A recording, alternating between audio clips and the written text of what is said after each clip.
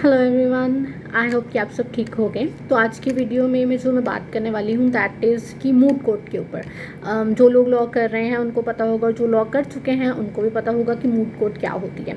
Colleges में हमारे जो है वो मूड कोर्ट जो है वो होती है, कंडक्ट करते हैं कॉलेज वाले हमें एक केस प्रॉपरली एक दे देते हैं एंड उसके ऊपर हमने आर्ग्यू करना होता है। एंड आर्ग्यू करने के साथ साथ हमें जो है अपना स्पीकिंग के ऊपर बेसिकली वो ज़्यादा ध्यान देते हैं कि स्पीकिंग किस तरह से कर रहे हैं, आर्ग्यू किस तरह से कर रहे हैं, वो चीज़ है।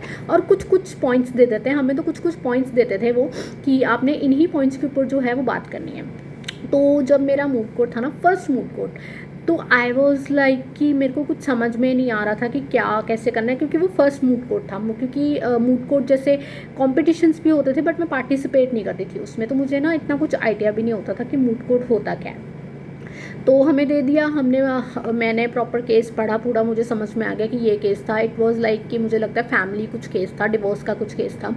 एंड उसके बाद मतलब कि मैंने पढ़ा एंड उसके बाद मैंने जो पॉइंट्स थे वो पढ़े।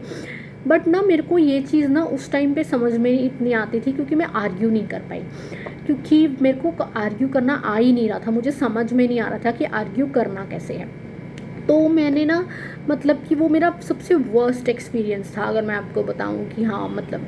तो मैं चाहती हूँ कि जो बच्चे अभी मूड कोर्ट देंगे या जो बच्चे अभी मूड कोर्ट देने वाले हैं ना, वो ये चीज़ पे बहुत ध्यान दें कि केस की डिटेलिंग आप अच्छे से पढ़ें और जो आपको पॉइंट्स दिए जाएंगे ना वो आप अच्छे से पढ़ें, क्योंकि वो बहुत इंपॉर्टेंट है। क्योंकि मैंने ये चीज़ें ना सफ़र करी हैं, तो मुझे पता है कि मूड कोर्ट में ना क्या क्या चीज़ें मतलब कि होती हैं।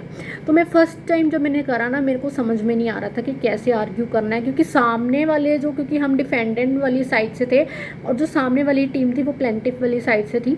तो वो प्लेंटिफ वाले तो भाई चढ़ चढ़ के पढ़ रहे थे हमारे ऊपर कि ये वो।